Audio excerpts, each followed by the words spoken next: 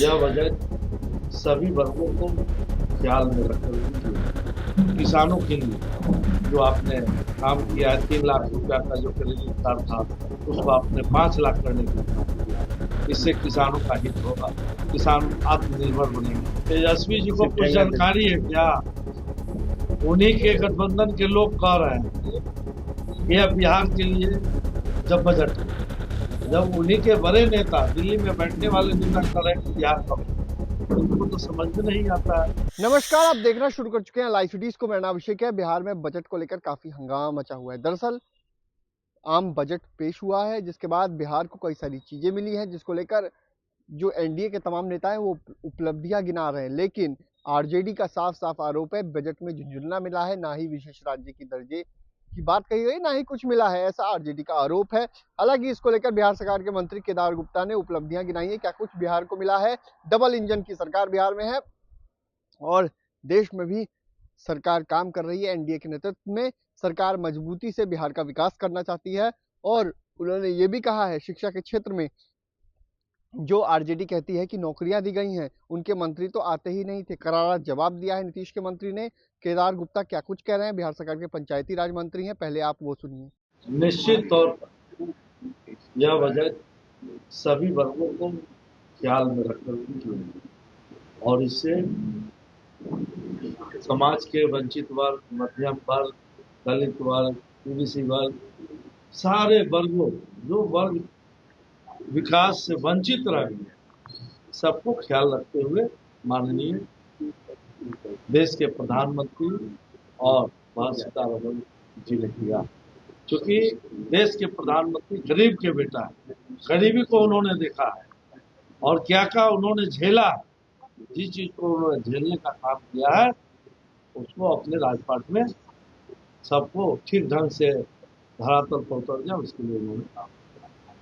आज हम आप लोग के माध्यम से बिहार वासियों की तरफ से अपने पंचायती राज विभाग, बिहार सरकार की तरफ से प्रधानमंत्री जी को और निर्मला सीतारमण जी को धन्यवाद देते हैं कि आपके कुशल नेतृत्व में जिस तरह से भारत को विकसित बनाने के लिए आपने बजट लाया, इसमें निश्चित तौर पर किसानों के लिए जो आपने काम किया है, 3 लाख रुपया का जो क्रेडिट कार्ड था उसको आपने 5 लाख करने का काम किया है। इससे किसानों का हित होगा, किसान आत्मनिर्भर बनेंगे।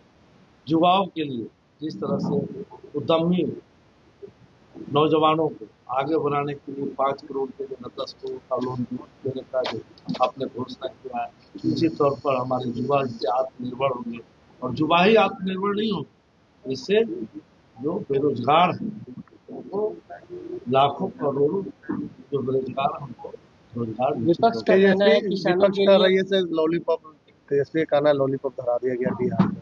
तेजस्वी जी को कुछ जानकारी है क्या? उन्हीं के गठबंधन के लोग कह रहे हैं यह बिहार के लिए जब बजट है, जब उन्हीं के बड़े नेता दिल्ली में बैठने वाले नेता कर रहे हैं बिहार का बजट, उनको तो समझ में नहीं आता है। इनको तो 5-5 को विभाग मिला हुआ था तो समझ में आ रहा था। नौकरी की बात करते हैं, इनको 5-5 को विभाग था।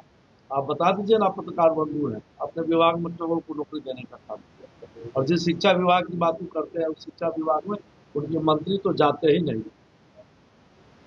उनके मंत्री जाते ही नहीं। आज जिस तरह से 12 लाख रुपया आयकर में जो है छूट देने का काम किया गया, इससे किनको लाभ होगा?